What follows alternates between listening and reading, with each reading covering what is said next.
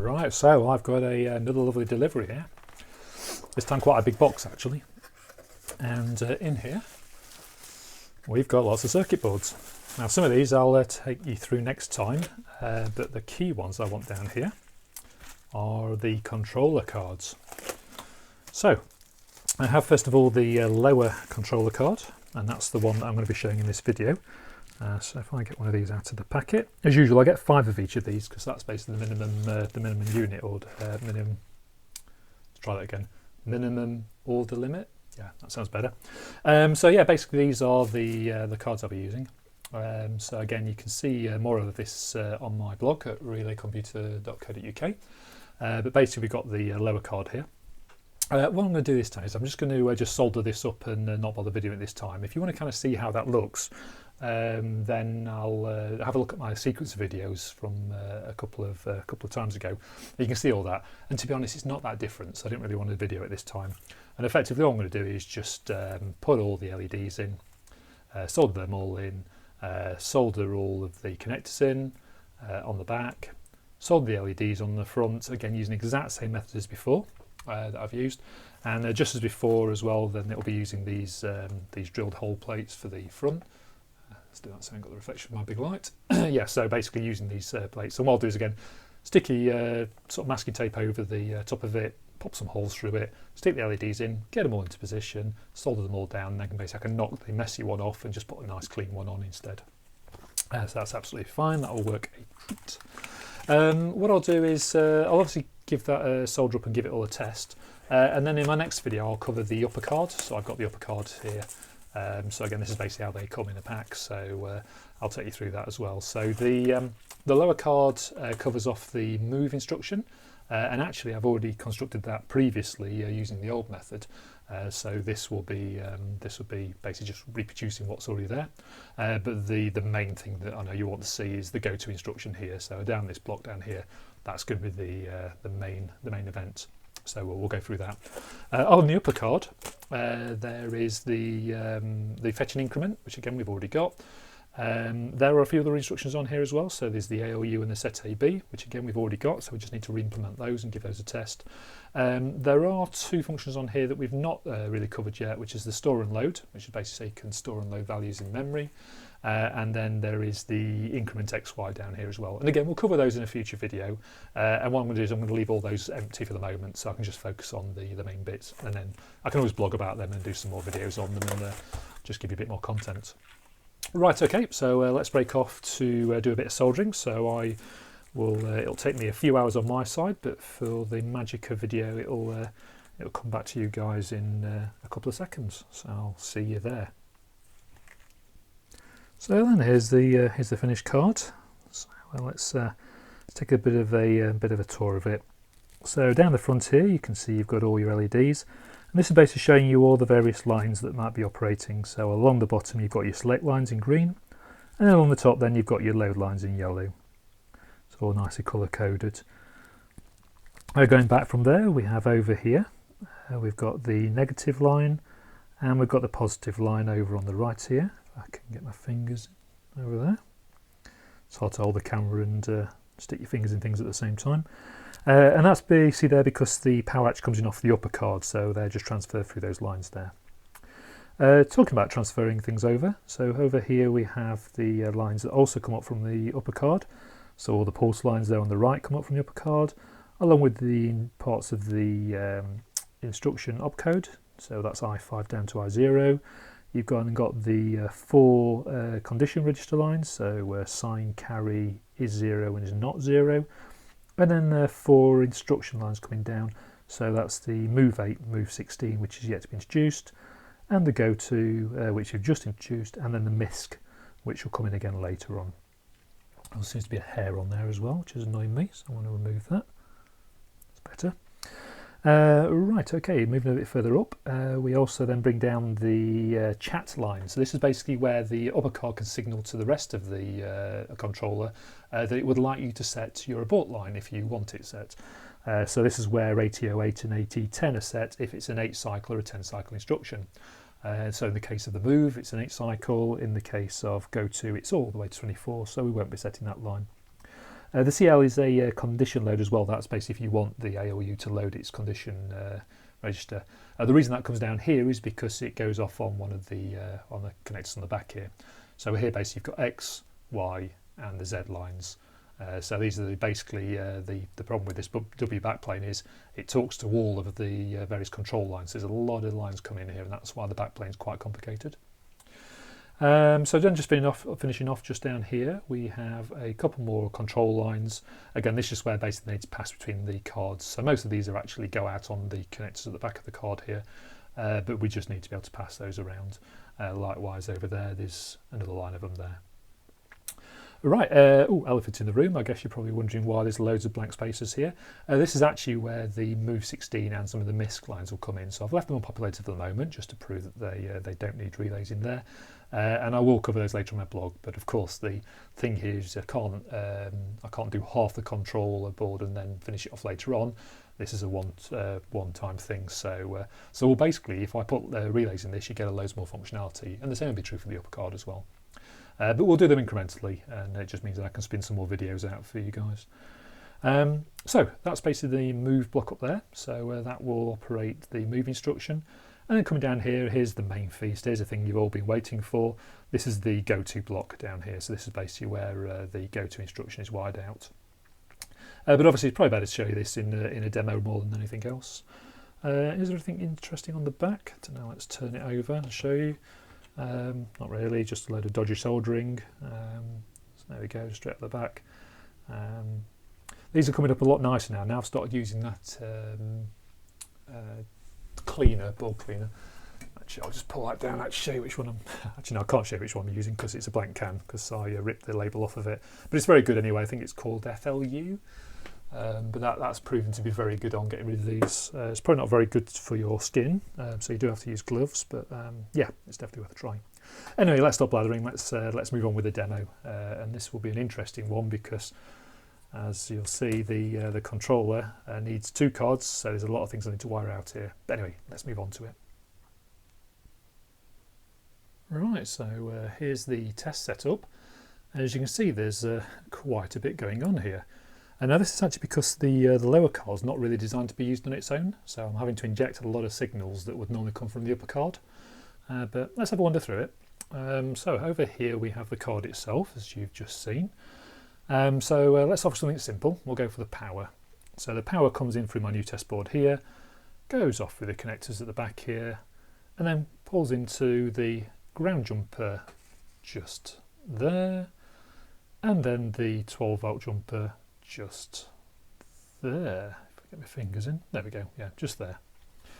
That also then goes off to my old test board because I've had to bring this one in as well because there's so many signals I need to operate here that it's going to take two breadboards to do this job. Right, so let's start with something easy. Going here, first of all, we've got the opcode, so that's the 8-bit instruction code. Now actually we don't need to send 6 of these lines over to the board. Because the first 2 are normally used just by the decoder to identify which line, which type of instruction it is. So those will go over and end up in here. I'm not sure I can quite see that, but basically just down there, and that goes into the I6 down to I0. Sorry, I5 right down to I0. So that's where the instruction line will go in. What else do we have here? This one here is the abort line. So this is basically set by the upper card. So at an early point in the instruction, the chat line will be the set, and that's basically the instruction to any part of the board that's active to set its abort line. So in the case of the GOTO instruction, we don't set the abort line because it's a 24 cycle instruction. But in the case of the move ones, they're 8 cycle. So at that time, we have to set the sequencer on to reset at 8. Other instructions will be 10, 12 and 14 cycles, and again that's this is the signal then to set the abort line if you've got it. I've just brought those out to here and here, so that I'll be able to see when that line's lit up as well. Also there's no LED on the front of this card for the memory read line, so I've just brought that through to these indicators here as well. Speaking of indicators, again, here's the ones down the front, so we'll be able to observe most of the lines being operated as and when they come on. Right, going over to the new test card, I've got here these 2 blocks here and here. set up to do the pulse lines. So they also come in via the top card. So in this case, the bottom card is interested in pulses C through to M, and then N through to T. And all that's happening here is these are just pulling off through these cables, jumping into these wires here, and then just going into this block just here, which let's see if we can focus on that for you. No, too near. Okay, so that'll be the pulse lines. So the only last thing we have then to set is the instruction type. So on this particular card we've got the MOV8 instruction, so that will be set on this pin here, and the GOTO instruction class will be set on this one here. These both of course come in via the upper card, in from the decoder, and they tell it basically what instruction class we're going to be using. Finally then, the last four ones we've got will be the inputs for the sign, carry, is 0 and is not 0. And basically these are all coming from the ALU condition register. And these are basically what will be used for this all-important branching instruction. So yeah, you can see there's quite a bit going on there, but effectively it just means we can test the card independently. We'll do the same with the upper cards, and that does mean then if we've got any faults we'll find them first before putting the two cards together. Right, okay, let me mount this camera up somewhere out of the way, and we'll give this all a try. Right, okay, so we'll start with the easiest one first, which is the MOV8 circuit, and this is pretty much exactly the same as what's come out of the existing controller. So providing I've designed the PCB okay, it should just work exactly the same. And it's certainly the simpler one of the two instructions, so let's give that one first. I've got this up on my iPad in front of me, but what I'll do is I'll bring it up on the left-hand side so you can see it a little bit better. And also I'll highlight what all the LEDs are down here, so it's a little bit difficult to get everything in shot. Cool, right, so I'll start by turning the power on. So that's on, and nothing happens at all. What's interesting as well is if I run through these pulse lines here, so you can see I'm running all these, you can see absolutely nothing's happening. And that's exactly as it should be. So the whole design of these cards is that if that particular part of the card isn't activated, so if it's in the GOTO section or the MOV8 section isn't activated, they just keep their nose out of things and they just completely don't react to anything, which is exactly what you want. So it's almost like here we've really got two cards in one. It's two distinct systems that are working here. So okay, what we're looking for in the GOTO instruction, nice and easy. When the C line comes in at clock 0.5, we want to select the register and at the same time then load the register, and then once that's done then we can just leave the select on just for one more clock tick, just so that the bus stabilises, we don't take the value away before it's fully loaded into the register. Okay, so we can give that a try then. So first of all, if I put the MOV8 line on, which is there, you can hear that gives a click because that's basically activated this circuitry up here now. What I'd expect to see is if I operate line C, it will do the select, and I'm going to leave that on. And then if you bring the other line on the load, you can see then that basically comes on, which is the pulse D. And if I take pulse D off, this is how it would work in practice. C will come on, D will be pulsed, D goes back off again, and then C goes off. And then it ensures then that the load is nice and clean. Now if I leave these both on, of course, this isn't particularly very useful, just being able to load A and select A again. So what we really want to be able to do is load to different registers or select different registers. And that's using the opcode. So just show that on screen now, the opcode. Basically, if I play with the opcode down here, if I play with the first bit, it should switch between line A and B, which it does. If I go for the next bit, go to C, and again if I go for the first bit again, it then goes to D. So you can see basically that goes A, B, C, and D. Now notice as well there's actually a position at, on the third bit here, and that'll basically switch everything off, but that's where it'll then be able to load other registers, which we'll implement later on. So that's selecting. So then bits, I always get the numbering wrong here, whether we start from 0 or start from 1. My blocks here starts from 1, so we'll do it starting from 1. So bit 4, 5 and 6 then control the loadings. So we're either going to load B now. If I go for bit 5, we're going to load C and then load D. And again, if you flip the last one, then it just disappears because that's then where you'd be able to set some more values. And the idea is basically with those 3 bits, then you can load 4 different registers. But at the moment, you can just load A, B, C, and D. Right, well that's really is it for the MOV8 instruction. What I'll just quickly do as well is just quickly pulse through all these other lines here, and these shouldn't do anything at all. because that move circuitry just is not in the slightest bit interested in them. Brilliant. Okay. Interestingly, of course, the pulses never would go that high because, of course, because we set the abort 8 line, it will then only go up to stage 8. Actually, I haven't tested that actually. So if I click the abort line here, we should get the chat line. We should get then basically abort 8 being lit up. So that's basically again the GOTO circuitry saying, you asked me when you should abort. The answer is you should abort at stage 8. Okay, so take GOTO back off again. Just to prove that as well, if I use the abort at any other time, you can see nothing happens as well, so it completely keeps its nose out. Brilliant. Okay, so that's all good. I'm just going to have a quick sip of my steaming hot Ribena. Always good when you're doing a lot of talking, and I do a lot of talking. Great. Okay, so let's move to the GOTO one. So I'm just going to bring it up on my screen here. So if I go to the timing here, so this is obviously a lot more complicated. So bring it up on your screen. So let's step through this. So this one actually starts at J, pulse J. So what we should find is going through C up till there just does nothing at all, and it doesn't react at all. So I'm now setting the GOTO bit on. So you heard again a click as it's set all the GOTO circuitry and livened all that up. So if I go through pulses now, C, D, E, F, G, get to G. Actually, no, that's not quite right. It's because there is no H. Sorry, yeah. So that's C, D, F, G, and then J is the next one. So that's where the card starts to do something. Right, there's something else probably worth noting here as well. Notice when I went for this line here, we get a light up here, but we've also got a light here on pulse N, which is quite interesting because basically that's what we call backfeeding. So basically the circuit is the voltage going from here through into the card, backfeeding then back through the N line, which sounds quite disastrous, but actually I'll bring up the circuit diagram here and you can see where that backfeed's coming from. So you can see that any signal coming in through J will go straight back through N. And it's because actually if you look at the diagram here, J and N, they do very similar things. So it makes sense to repeat the logic, but that backfeed's a little bit worrying. But if we look at the sequencer here, you can see there's two diodes here to stop that going any further. So it will backfeed off of this card and back into the sequencer, but it'll go no further than that pulse distribution at that point. So that's all good. So it's a bit of a decision there. I mean, you could put some further diodes on this card, but I'm just leaving it to the sequencer to protect itself, basically. And nothing else uses the pulse bus. The pulse bus is used exclusively between the sequencer and the controller, so it doesn't go anywhere else, so we're happy enough with that.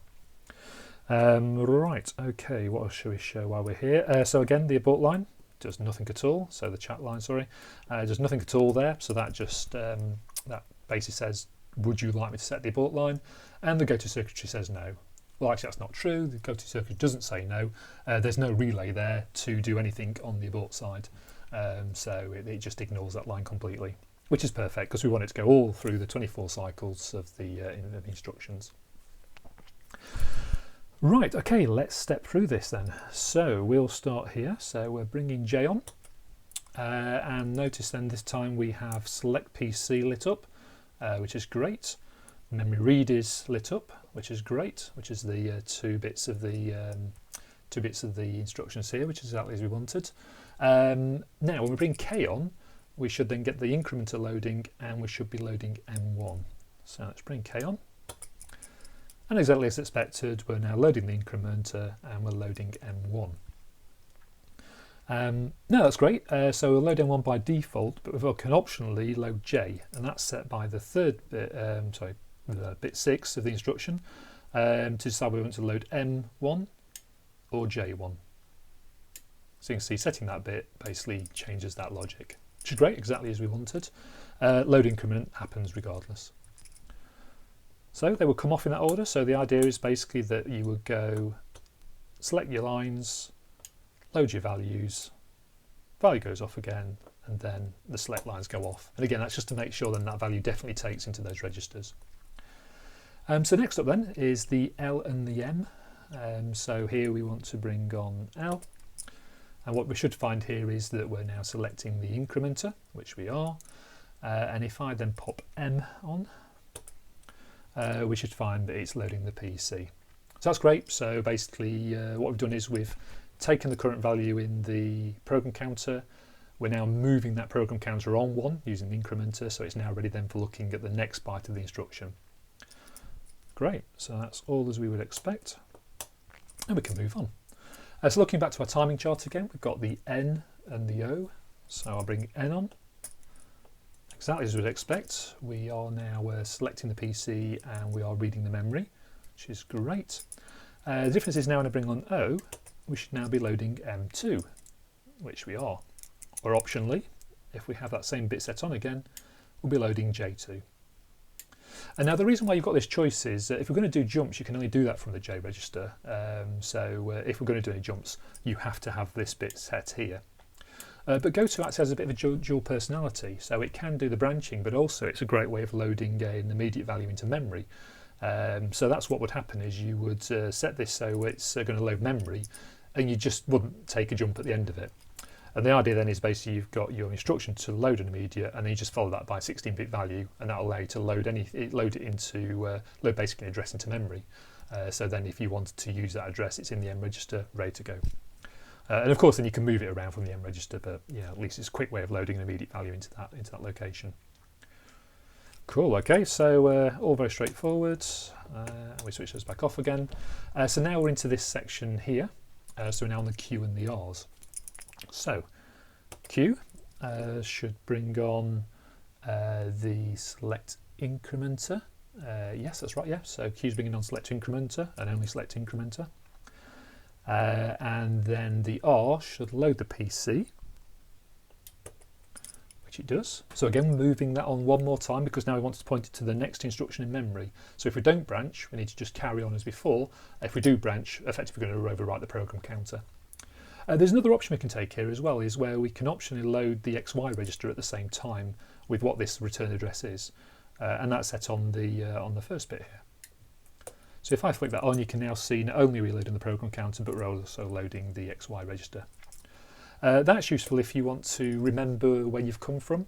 So if you do take a branch, you could run, say, a subroutine, and then when you got to the end of it, you can jump back to where you came from. So that's sometimes useful. Again, if you're not planning to jump back, there's no need to set it. Right, so all of that was effectively just to get a location into memory, into the jump register, to move the incrementer on, move the program counter on. So we've stepped here through the loading the low part of the 16-bit address, the high part of the 16-bit address, and now we've moved the program counter on to the next instruction. So we're all ready to possibly take a jump. So we'll go on to S, which should select the J register. And you can see now why that actually, if we hadn't loaded anything into the J register,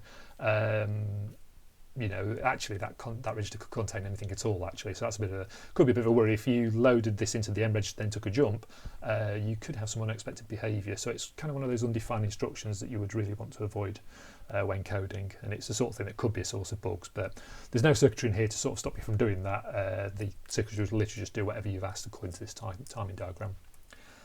So here we go, the grand finale. This is what it's all been about.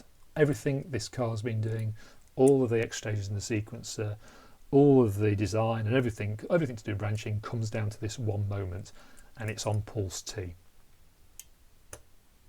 And nothing happens. And that's actually exactly as it should be, because at the moment we've not set that we're interested in any of the jump instructions. So from bits 2, 3, 4 and 5 is where we'll say if we're interested in, well, jump if it's non-zero, jump if it's 0, jump if it's carry, jump if it's sign bit set. So hence nothing's happened, even if the ALU happens to have those conditions set. However, let's try the not 0 on. So I'm setting not 0, okay, nothing changes. But if I go through sign, carry, is 0, and not 0. And not 0 is when the magic light comes on, load program counter. That is the point now where it will change the program counter from looking at the next instruction to whatever is in that jump register. And effectively, that's a branch.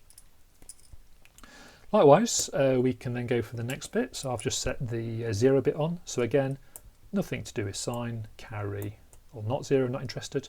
But if the ALU is telling us that the last operation resulted in a 0 result, we take the jump. This is also the reason why having those 2 bits set on at the same time, so having bit 2 and 3 set on at the same time, basically I would like you to jump if it's 0 or not 0, will always jump, because the ALU will always set at least the is 0, or it will set the is not 0. So hence the reason why it'll never be both, but no matter whether it's one or the other, you will be taking a jump. So effectively this is a branch always instruction. Right, just for completeness then, let's go for the carry. So again, sign is 0, not 0, don't care, but carry will load that PC. Great, that's fantastic, because again that's exactly as we wanted. And basically that's if the result of an addition caused an overflow, basically. So if we had to carry 1 bit, and that's really useful then, because if you're adding a 16-bit number or a bigger bit number, you know then to increment, add 1 to basically the next part of the add. Finally then is just the sign. So I'll pop that on there. So that's now primed, and again, not interested in 0, not interested in 0, not interested in not 0, not interested in carry, but sign will take the jump. And of course you can do any combination of these as well. So sign basically means that the result was negative, or if you're not dealing with a signed number, it just means basically the most significant bit is set, which is basically how you would identify a negative number, because it always would be. And of course you can do any combination of these, so we could say actually that we're interested in being, let's say, a sign and is equal. No, sign or 0, that would be the right one. So effectively that could be that the result was negative or 0. So we go, so if it was a negative, not bothered about carry, not about, if it's 0 we jump, and if it's not 0 we don't jump. So basically if it's 0 or has a sign set, we take a jump, otherwise we don't. So basically jump if the number was negative or 0. What you could say is 0 or is less than or equal to 0 would be another way of wording it.